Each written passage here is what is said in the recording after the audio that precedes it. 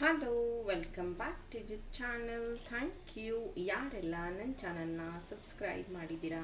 ಇವತ್ತಿನ ಟಾಪಿಕ್ ನಿಮ್ಮ person current true deep feelings ಏನಿದೆ ಅನ್ನೋದ್ರ ಬಗ್ಗೆ ಒಂದು ಟಾಪಿಕ್. ಇದು ಕ್ಯಾಂಡಲ್ ರೀಡಿಂಗ್ ಆಗಿರುತ್ತೆ. ನಿಮ್ಮ ಪರ್ಸನ್ ಬಗ್ಗೆ ಯೋಚನೆ ಮಾಡ್ತೀರಿ, ಅವರ ಹೆಸರನ್ನ 3 ಟೈಮ್ಸ್ ನಿಮ್ಮ ಮನಸ್ಸಲ್ಲಿ ಹೇಳ್ಕೊಳ್ತಾ ಈ ಒಂದು ರೀಡಿಂಗ್ನ ವಾಚ್ ಮಾಡಿ.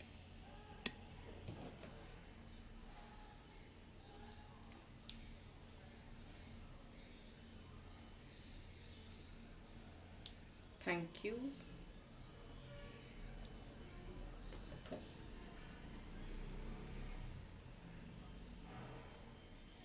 ಸೊ ಇವರಿಗೆ ಮೇ ಬಿ ಕಾಲ್ ಏಟ್ ಆಗಿರ್ಬೋದು, ಕಾಲ್ ನೋವಾಗಿರಬಹುದು, ರಿಲೇಟೆಡ್ ಟು ಲೆಗ್ ಪೇಯ್ನ್ ಅಥವಾ ಇಂಜೂರ್ ಆಗಿರುವಂಥದ್ದು, ಅಥವಾ ಜನರಲಿ ತುಂಬ ಓಡಾಟದಿಂದ ಕಾಲು ನೋವು ಅಂತಿರಬಹುದು. ಇದನ್ನು ಇವರು ಫೇಸ್ ಮಾಡ್ತಾ ಇದ್ದಾರೆ. ಈ ವ್ಯಕ್ತಿ ನಿಮ್ಮ ಹತ್ರ ತುಂಬ ಸತಿ ಮಾತಾಡುವಾಗ ಮೆನ್ಷನ್ ಮಾಡಿರ್ತಾರೆ, ನೀನು ತುಂಬ ಚೇಂಜ್ ಆಗಿದೆಯಾ, ನೀನು ತುಂಬ ಬದಲಾಗಿದೆಯಾ ಅಂತ. ಆದರೆ ಈ ಪ್ರೀತಿ ಶುರುವಾದಾಗ ನೀವು ಬಿಹೇವ್ ಮಾಡೋ ರೀತಿ ಅಥವಾ ನೀವು ವರ್ತನೆ ಮಾಡ್ತಿದ್ದಂತಹ ರೀತಿ ಅವರಿಗೆ ಇಷ್ಟ ಆಗ್ತಿರ್ಲಿಲ್ಲ ಅಥವಾ ಬೇಜಾರಾಗ್ತಾ ಇತ್ತು. ತುಂಬ ಸತಿ ಅವ್ರು ಹೇಳಿದ್ರು, ನೀನು ಸ್ವಲ್ಪ ಚೇಂಜ್ ಆಗಬೇಕು, ನೀನು ಎಲ್ಲರ ಥರ ಇಲ್ಲ, ಸ್ವಲ್ಪ ನೀನು ತುಂಬ ಓವರ್ ಥಿಂಕ್ ಮಾಡುವಂಥ ವ್ಯಕ್ತಿ, ನೀನು ಬದಲಾಗಬೇಕು ಅಂತೆಲ್ಲ ಹೇಳಿದರು ಸ್ಟಾರ್ಟಿಂಗಲ್ಲಿ. ಈಗ ಹೆಂಗೆ ಅನ್ನಿಸ್ತಿದೆ ಅಂದರೆ, ಈಗ ಅವರೇ ಹೇಳ್ತಾ ಇರೋವಂಥದ್ದು, ನೀನು ತುಂಬ ಬದಲಾಗಿದೆಯಾ, ನೀನು ತುಂಬ ಚೇಂಜ್ ಆಗಿಬಿಡ್ತೀಯಾ, ನೀನು ತುಂಬ ಡಿಫ್ರೆಂಟ್ ಆಗಿದೆಯಾ, ಇವಾಗ ನನ್ನ ಮಾತನ್ನು ಕೇಳೋದಿಲ್ಲ, ನನಗೇನಾದರೂ ಹೇಳಿದ್ರೆ ಅದಕ್ಕೆ ಎದುರುತ್ತರ ಕೊಡ್ತೀಯಾ, ಈ ಥರ ಈ ವ್ಯಕ್ತಿ ನಿಮಗೆ ಹೇಳ್ತಾ ಇದ್ದಾರೆ. ನಿಮ್ಗೆ ಹೆಂಗೆ ಅನ್ನಿಸ್ತಾ ಇದೆ ಅಂದರೆ, ನಾನು ಮುಂಚೆ ಥರ ಇದ್ದರೆ ಈ ವ್ಯಕ್ತಿಗೆ ಇಷ್ಟ ಆಗಲ್ಲ ಅಂತ ನೀವು ಬದಲಾದ್ರಿ, ಈಗ ನೀವು ಅವ್ರ ಥರನೇ ಬಿಹೇವ್ ಮಾಡೋಕ್ಕೆ ಶುರು ಮಾಡಿದಾಗ ಅವರಿಗೆ ಅದು ಡೈಜೆಸ್ಟ್ ಮಾಡ್ಕೊಳಕ್ಕಾಗ್ತಿಲ್ಲ. ಆಮೇಲೆ ಈ ವ್ಯಕ್ತಿ ಇವಾಗ ಬರ್ತಾ ಬರ್ತಾ ಲೇಝಿ ಆಗ್ತಾ ಇದ್ದಾರೆ ಅಂತ ಅನ್ನಿಸ್ತಾ ಇದೆ ನಿಮಗೆ. ಮದುವೆ ಕಮಿಟ್ಮೆಂಟ್ ಬಗ್ಗೆ ನೋಡೋಣ, ಮುಂದೆ ಏನಾಗುತ್ತೋ ನೋಡೋಣ, ಅಥವಾ ಈಗ ಸದ್ಯಕ್ಕೆ ನಾನು ರೆಡಿ ಇಲ್ಲ, ಅಥವಾ ಈಗ ಮನೇಲಿ ಹೇಳಿದ್ರೆ ಪ್ರಾಬ್ಲಮ್ ಆಗುತ್ತೆ, ಈಗ ಸದ್ಯಕ್ಕೆ ನಾನು ಹೇಳೋಕ್ಕಾಗೋದಿಲ್ಲ, ನಾನು ಏನು ಅಂತ ನಿನಗೆ ಕ್ಲಾರಿಟಿ ಕೊಡೋಕ್ಕಾಗೋದಿಲ್ಲ, ನಿನಗೆ ತುಂಬ ಅರ್ಜೆಂಟ್ ಇದ್ದರೆ ನೀನು ಮದುವೆ ಮಾಡ್ಕೊಂಡು ಹೋಗು, ಅಥವಾ ನೀನು ತುಂಬ ಹಣಕ್ಕೆ ಆಸೆ ಪಡ್ತೀಯಾ, ಈ ಥರ ಈ ವ್ಯಕ್ತಿ ಒಂಥರ ಲೇಜಿನೆಸ್ಸೋ ಅಥವಾ ಕೇರ್ಲೆಸ್ನೆಸ್ಸೋ ಗೊತ್ತಿಲ್ಲ, ಈ ಥರ ಈ ವ್ಯಕ್ತಿ ಬಿಹೇವ್ ಮಾಡ್ತಿರೋವಂಥದ್ದು.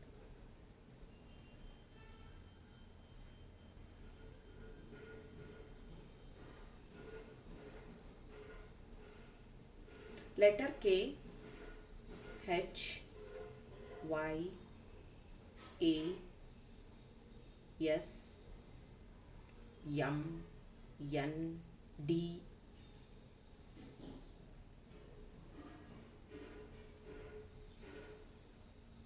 ಪಿ ಲೆಟರ್ ಆ್ಯಪ್ಟ್ ಆಗಿದೆ. ನಿಮ್ಮ ಹೆಸರಲ್ಲಿ ಅಥವಾ ನಿಮ್ಮ ಪಾರ್ಟ್ನರ್ ಹೆಸರಲ್ಲಿ ಈ ಲೆಟರ್ಸ್ ಬರ್ತಿರಬಹುದು. ಇಲ್ಲಿ ಆಂಜನೇಯ ಭಕ್ತರು ಅವರಾಗಿರ್ಬೋದು, ಜೈ ಆಂಜನೇಯ ಅನ್ನೋವಂಥದ್ದು, ಅಥವಾ ಆಂಜನೇಯಂದು ಡಾಲರ್ ಅವ್ರು ಹಾಕ್ಕೊಂಡಿರೋವಂಥದ್ದು, ಅಥವಾ ಗದೆನ ಕೈ ಕಟ್ಕೊಂಡಿರೋವಂಥದ್ದು. ಇದು ಯಾಕೆ ಅಂದರೆ ಅವ್ರು ತುಂಬ ಸ್ಟ್ರಾಂಗ್ ಪರ್ಸನ್, ತುಂಬ ಪಾಸಿಟಿವ್ ಆಗಿ ಯೋಚನೆ ಮಾಡುವಂಥವ್ರು, ತುಂಬ ಪಾಸಿಟಿವ್ ಆಗಿರುವಂಥವ್ರು.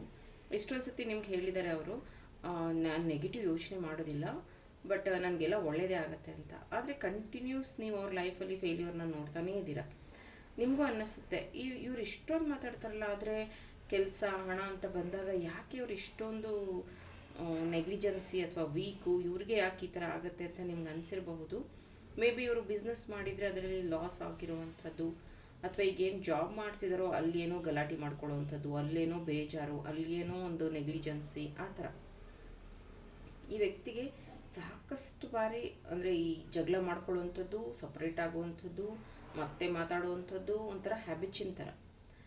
ನೀವು ಒಂದು ಸತಿ ಮನಸ್ಸಿಗೆ ಹಚ್ಕೊಂಡ್ರೆ, ಆದರೆ ಈ ವ್ಯಕ್ತಿನ ಬಿಟ್ಟು ಬೇರೆ ಯಾರ ಬಗ್ಗೆನೂ ನನಗೆ ಯೋಚನೆ ಮಾಡೋಕ್ಕೆ ಸಾಧ್ಯನೇ ಇಲ್ಲ ಅನ್ನೋ ಅಷ್ಟು ಮಟ್ಟಕ್ಕೆ ನೀವು ಈ ಒಂದು ವ್ಯಕ್ತಿನ ಪ್ರೀತಿ ಮಾಡ್ತಿದ್ದೀರ.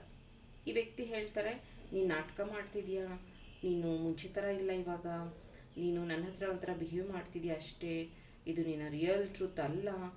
ಹೀಗೆ ಈ ವ್ಯಕ್ತಿ ನಿಮ್ಮನ್ನು ತುಂಬ ಕ್ವಶನ್ ಮಾಡುವಂಥದ್ದು, ಹರ್ಟ್ ಮಾಡುವಂಥದ್ದು. ಕೆಲವೊಂದು ಕೇಸಲ್ಲಿ ಏನಾಗಿದೆ ಅಂದರೆ, ನೀವು ಬಿಟ್ಟುಬಿಡಬೇಕು ಅನ್ನೋ ನಿರ್ಧಾರನ ತಗೊಂಡಿರ್ತೀರ. ಇಲ್ಲ ಇವತ್ತಿಂದ ನಾನು ಮಾತಾಡೋದಿಲ್ಲ, ಇನ್ಮೇಲಿಂದ ಅವ್ರ ಪಾಡಿಗೆ ಅವ್ರು ಇರಲಿ ಅನ್ನೋ ನಿರ್ಧಾರಕ್ಕೆ ನೀವು ಬಂದಿರ್ತೀರ. ಆದರೆ ಆ ವ್ಯಕ್ತಿ ಮತ್ತೆ ನಿಮ್ಮನ್ನು ಬದಲಾಯಿಸುವಂಥದ್ದು, ನಿಮ್ಮನ್ನು ರಿಕ್ವೆಸ್ಟ್ ಮಾಡ್ಕೊಳ್ಳುವಂಥದ್ದು, ಒಂದು ಸತಿ ಯೋಚನೆ ಮಾಡು ಅಂತ ಹೇಳುವಂಥದ್ದು, ಈ ರೀತಿ ಮಾಡಿ ನಿಮ್ಮನ್ನು ಮತ್ತೆ ಮತ್ತೆ ಮತ್ತೆ ಮತ್ತೆ ಅದೇ ಒಂದು ಲೂಪಲ್ಲಿ ನಿಮ್ಮನ್ನು ತಂದಿಡ್ತಾ ಇದ್ದಾರೆ. ಈ ಕೆಲವೊಂದು ಕೇಸಸಲ್ಲಿ ಇದು ಕಾರ್ಮಿಕ್ ರಿಲೇಷನ್ಶಿಪ್ ಅನ್ನುವಂಥದ್ದು ವೆರಿ ವೆರಿ ಕ್ಲಿಯರ್ ಆಗಿದೆ. ದಯವಿಟ್ಟು ನಿಮ್ಮ ಕಾರ್ಮಿಕ್ ರಿಲೇಷನ್ಶಿಪ್ಪಲ್ಲಿ ನೀವಿದ್ದರೆ ಅದರಿಂದ ಆಚೆ ಬನ್ನಿ. ಇಲ್ಲ ಅಂದರೆ ನೀವು ಈ ವ್ಯಕ್ತಿನೂ ಮದುವೆ ಆಗೋಕ್ಕಾಗಲ್ಲ, ಅಥವಾ ನೀವು ಯಾರನ್ನ ಮದುವೆ ಆಗಿದ್ದೀರೋ ಅವ್ರ ಜೊತೆಗೂ ಖುಷಿಯಾಗಿರೋಕ್ಕಾಗೋದಿಲ್ಲ. ಕಾರ್ಮಿಕ್ ಲೂಪ್ ಎಂಡ್ ಆಗಬೇಕು, ಇಲ್ಲ ಆ ಲೂಪಲ್ಲಿ ನೀವು ಇದ್ದು ಹೋಗ್ಬಿಡ್ತೀರ. ಅಥವಾ ಇವ್ರು ಹೇಳ್ತಾ ಇರುವಂಥ ವಿಷಯಗಳನ್ನು ನಂಬಿಕೊಂಡು ನಿಮ್ಮ ಜೀವನದಲ್ಲಿ ಎಲ್ಲ ವಿಷಯಗಳನ್ನು ನೀವು ತ್ಯಾಗ ಮಾಡಬೇಕಾಗುತ್ತೆ. Be careful.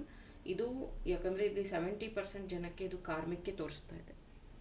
ಕಾರ್ಮಿಕ್ ರಿಲೇಷನ್ಶಿಪ್ಪಲ್ಲಿ ನೀವಿದ್ದಾಗ ಆ ವ್ಯಕ್ತಿ ಹೇಳ್ದ ಹಾಗೇ ನೀವು ಕೇಳ್ತಿರ್ತೀರ. ನಿಮ್ಮನ್ನು ನೀವು ತುಂಬ ಬದಲಾಯಿಸೋದಕ್ಕೆ ಟ್ರೈ ಮಾಡ್ತಿರ್ತೀರ. ನಿಮ್ಮನ್ನು ನೀವು ಅವ್ರಿಗೆ ಸರೆಂಡರ್ ಮಾಡಿರ್ತೀರ. ನಿಮ್ಮನ್ನು ಒಂದು ಕಟ್ಟುಪಾಡು ರೀತಿಯಲ್ಲಿ ನಿಮ್ಮನ್ನು ನೀವು ಬಂಧನದಲ್ಲಿ ಇಟ್ಕೊಂಡ್ಬಿಟ್ಟಿರ್ತೀರ ಅಂತಲೇ ಹೇಳ್ಬೋದು.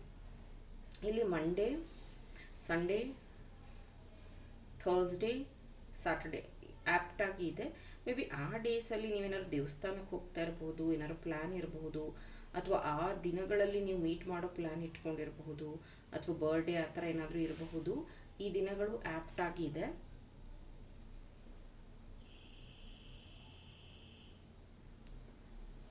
ನಿಮಗೆ ಒಂದು ಸತಿ ನೆಗೆಟಿವ್ ವಿಷಯ ಕೇಳಿದಾಗ ಅಥವಾ ನೆಗೆಟಿವ್ ನ್ಯೂಸ್ ನೋಡಿದಾಗ ನಿಮಗೆ ತುಂಬ ಭಯ ಆಗುತ್ತೆ. ಈ ವ್ಯಕ್ತಿನೂ ಹಾಗೇನಾ, ನನಗೆ ಗೊತ್ತಿಲ್ಲದೆ ಅವ್ರ ಲೈಫಲ್ಲಿ ಬೇರೆ ಯಾರು ಥರ್ಡ್ ಪಾರ್ಟಿ ಇದ್ದಾರಾ, ಅಥವಾ ನನಗೆ ಹೇಳಿದ್ರೆ ಬೇಜಾರಾಗ್ತೀನಿ ಅಂತ ಹೇಳ್ತಾ ಇಲ್ವಾ, ಇವ್ರ ಬಿಹೇವಿಯರ್ ಹೇಗಿದೆ ಅಂತಂದರೆ ನಿಮಗೆ ಸರಿಯಾಗಿ ಟೈಮ್ ಕೊಡ್ತಾ ಇಲ್ಲ. ಇವರು ಬದಲಿಗೆ ನಿಜಾನೂ ಹೇಳ್ತಾ ಇಲ್ಲ, ಅವ್ರು ಎಲ್ಲಿದ್ದಾರೆ, ಏನು ಮಾಡ್ತಿದ್ದಾರೆ ಅನ್ನೋದನ್ನು ನಿಮಗೆ ಕ್ಲಾರಿಟಿ ಕೊಡಲ್ಲ. ಆಲ್ ದ ಟೈಮ್ ಹೆಂಗನ್ಸುತ್ತೆ ಅಂತಂದರೆ, ನಿನಗೆ ಗೊತ್ತಲ್ವಾ ನಾನು ಬ್ಯುಸಿ ಇರ್ತೀನಿ, ನಿಂಗೆ ಗೊತ್ತಲ್ವಾ ನಂಗೆ ಕೆಲಸ ಇರುತ್ತೆ, ಈ ಥರನೇ ಆ ವ್ಯಕ್ತಿ ಹೇಳ್ಕೊಂಡು ಬರ್ತಿದ್ದಾರೆ. ಆ ಥರ ಹೇಳುವಾಗ ನೀವು ಗೆಸ್ ಮಾಡೋಕ್ಕೂ ಆಗ್ತಾಯಿಲ್ಲ, ಓವರ್ ಥಿಂಕ್ ಅಂತೂ ಮಾಡ್ತಾ ಇದ್ದೀರಾ.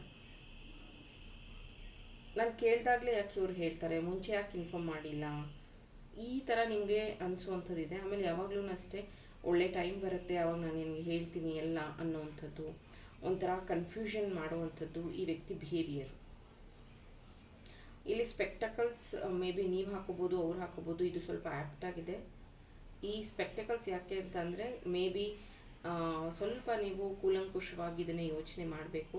ನೀವೇನಾದರೂ ಬ್ಲೈಂಡಾಗಿ ಅವ್ರನ್ನ ನಂಬಿದ್ದೀರಾ, ಅಥವಾ ಬ್ಲೈಂಡಾಗಿ ಒಂದು ಪ್ರೀತಿಲಿ ಇದ್ದೀರಾ, ಅಥವಾ ಮುಂದೆ ಹೋದ್ಮೇಲೆ ಇದೇನಾದರೂ ಪ್ರಾಬ್ಲಮ್ ಆಗುತ್ತಾ, ಸ್ವಲ್ಪ ಇನ್ನೊಂದು ಸೈಡ್ ಇದನ್ನು ನೋಡುವಂಥದ್ದು ತುಂಬ ಇಂಪಾರ್ಟೆಂಟ್ ಇದೆ.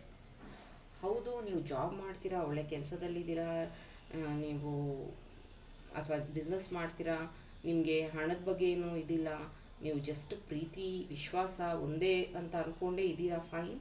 But what about commitment? ಆ ವ್ಯಕ್ತಿಯಿಂದ ನಿಮಗೆ ಸರಿಯಾದ ಕಮಿಟ್ಮೆಂಟ್ ಸಿಗ್ತಾ ಇಲ್ಲ. ಬದಲಿಗೆ ತುಂಬ ಸತಿ ನಿಮ್ಗೆ ಅನಿಸುವಂಥದ್ದು ಈಗ ಸರಿ ಹೋಗುತ್ತೆ, ಇನ್ನೊಂದು 2 ವೀಕ್ಸ್ ಆದಮೇಲೆ ಸರಿ ಹೋಗುತ್ತೆ. ನೀವು ಎಷ್ಟೊಂದು ಸತಿ ಬೇರೆಯವ್ರ ಹತ್ರ ಹಣ ಇಸ್ಕೊಂಡು ಕೊಟ್ಟಿರುವಂಥದ್ದಿದೆ, ಎಷ್ಟೊಂದು ಸತಿ ಇವರ ವಿಷಯವಾಗಿ ಬೇರೆಯವರು ನಿಮಗೆ ಏನಾದರೂ ಹೇಳಿರೋದಿದೆ. ಆದರೂ ನೀವು ನಿಮ್ಮನ್ನು ಪಾಸಿಟಿವ್ ಆಗಿ ಇಟ್ಕೊಂಡು ಈ ವ್ಯಕ್ತಿ ಸರಿ ಹೋಗ್ತಾರೆ ಅಂತ ನೀವು ವೆಯ್ಟ್ ಮಾಡ್ತಾ ಇದ್ದೀರಾ. ಬಟ್ ಯಾಕೋ ಇವರಿಗೆ ಆ ಒಂದು ಸೀರಿಯಸ್ನೆಸ್ ಬರ್ತಾ ಇಲ್ಲ ಅನ್ನುವಂಥದ್ದು ಕಾಣ್ತಿದೆ. ಇಬ್ಬರು ಬೇರೆ ಬೇರೆ ಊರಲ್ಲಿ ಇದ್ದೀರಾ ಅನ್ಸುತ್ತೆ. ಇದು ಲಾಂಗ್ ಡಿಸ್ಟೆನ್ಸ್ ರಿಲೇಷನ್ಶಿಪ್ಪಲ್ಲೂ ಇರಬಹುದು. ಮೇ ಬಿ ಅದು ಕಷ್ಟ ಆಗ್ತಿದೆ, ತುಂಬ ವರ್ಷಗಳಾದಮೇಲಿಂದ ಇದು ಕಷ್ಟ ಆಗ್ತಿದೆ. ಇದನ್ನು ನಂಬೋದು ಅಥವಾ ಉಳಿಸ್ಕೊಳ್ಳೋದು ನಿಮ್ಮಿಬ್ಬರಿಗೂ ಅಷ್ಟೇ ತುಂಬ ತುಂಬ ಕಷ್ಟ ಆಗ್ತಿದೆ ಈ ಪ್ರೀತಿಯಲ್ಲಿ. ಸೊ ಇದು ಲವ್ ರೀಡಿಂಗ್ ಆಗಿತ್ತು. ಈ ಒಂದು ಟಾಪಿಕಲ್ಲಿ ಇಂಟ್ರೆಸ್ಟ್ ಇದ್ದರೆ ಡೈಲಿ ಲವ್ ರೀಡಿಂಗ್ಸ್ನ ನಾನು ಪೋಸ್ಟ್ ಮಾಡ್ತೀನಿ. ನನ್ನ ಚಾನಲ್ನ ಫಾಲೋ ಮಾಡಿ, ಸಬ್ಸ್ಕ್ರೈಬ್ ಮಾಡಿ. Thank you.